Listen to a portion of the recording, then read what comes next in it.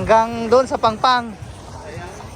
Hindi na kasi makalapit doon sa Pangpang. Private na. Bawal nang umakyat doon. Ang Hinan bago pa magpangpang.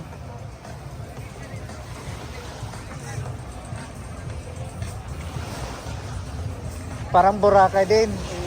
Parang Boracay. Hendrik, sa gabi na maganda din sa Boracay. Dikit-dikit na ang hotel at restaurant.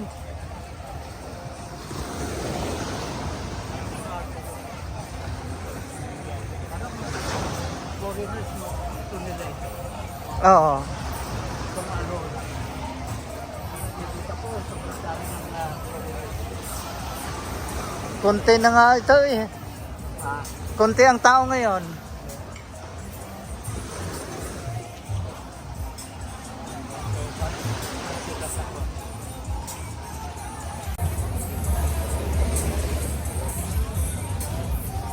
Yung mga ayaw ng wild, gusto dito. Pero ang gusto yung wild, Boracay.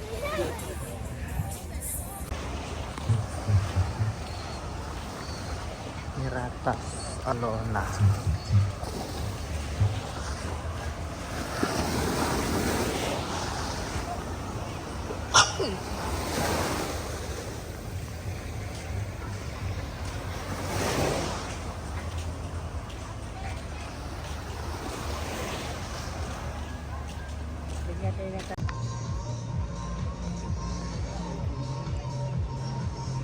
Kasama pa ng Hinan yan.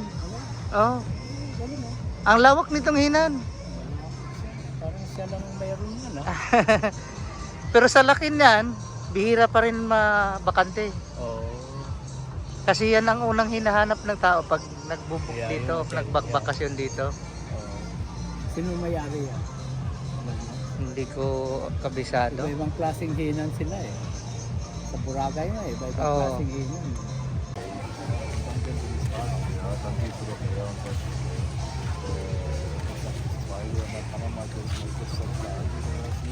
Should last forever. Thank you, sir.